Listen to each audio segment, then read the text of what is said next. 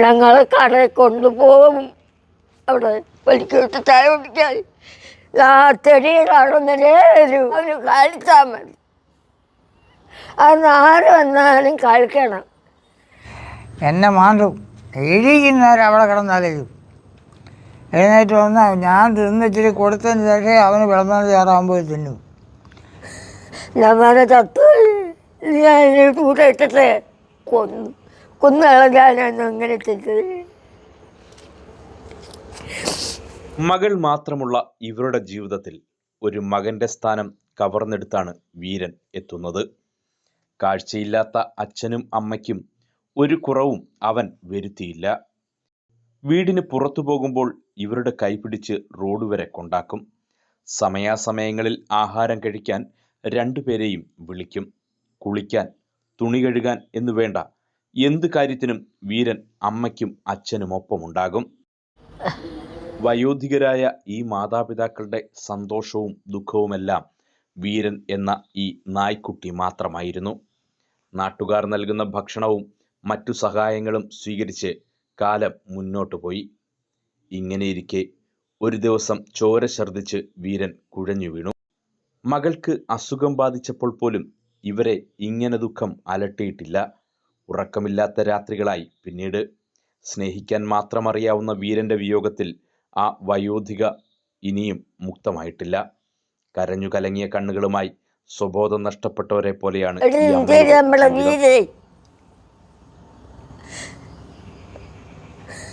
ഞങ്ങളുടെ ചത്ത് ഞാൻ കൂടെ ഇട്ടിട്ട് കൊന്നുകളഞ്ഞാണ് അങ്ങനെ ചെയ്തത്.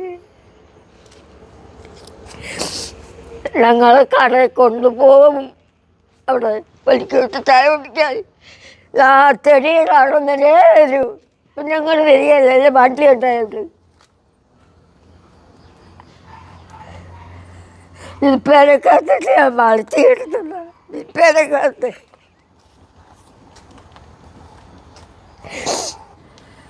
അല്ലെങ്കിൽ വന്നപ്പോൾ എല്ലാവരെയും വന്ന് ഇവിടെ പറഞ്ഞപ്പോൾ ഒറ്റ കുഞ്ഞുങ്ങളെ കടച്ചിട്ടുമില്ല, കുരക്കത്തുമില്ല, ഒന്നുമില്ല. അവന് കഴിച്ചാൽ മതി. അത് ആര് വന്നാലും കഴിക്കണം.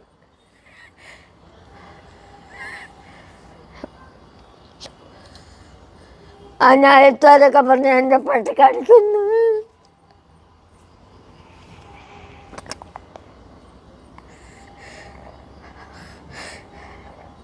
കറികളല്ലേ വെച്ച ചെയ്യുന്നത്, ചെയ്തോട്ടെ.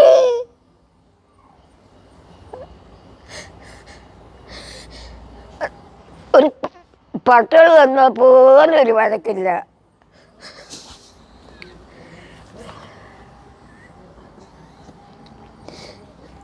എങ്ങും പോവുകയല്ല. ഞാൻ പോകുമെന്നെങ്കിലേ പോകും. ഇവരോട് അത്ര കാര്യമില്ല എന്നോട്.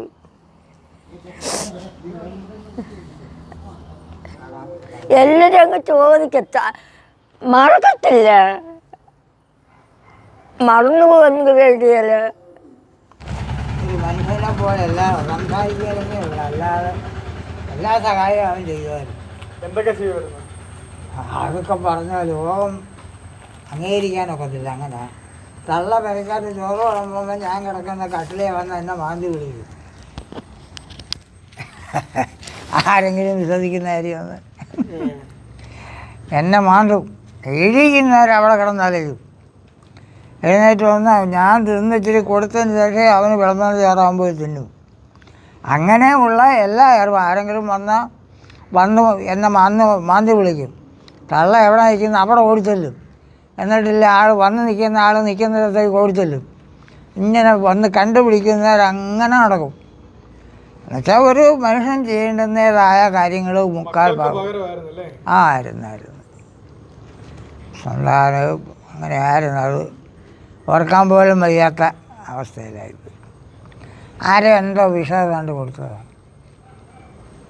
കാര്യം ആരും ഈ വീട്ടിൽ കയറി വരാൻ നോക്കിയാലേ. പകലല്ല, രാത്രി. പകലൊരു കുഴപ്പമില്ല, ആർക്കും കയറി വരാം. അനങ്ങത്ത് പോലുമില്ല. സന്തോഷം നിറഞ്ഞ ഈ ജീവിതത്തിൽ അവർ നേരിട്ട ആദ്യ ദുരന്തം മകളുടെ അസുഖമായിരുന്നു. മാനസിക പ്രശ്നം ബാധിച്ച മകളെ ഒടുവിൽ ഗാന്ധി ഭവൻ ഏറ്റെടുത്തു.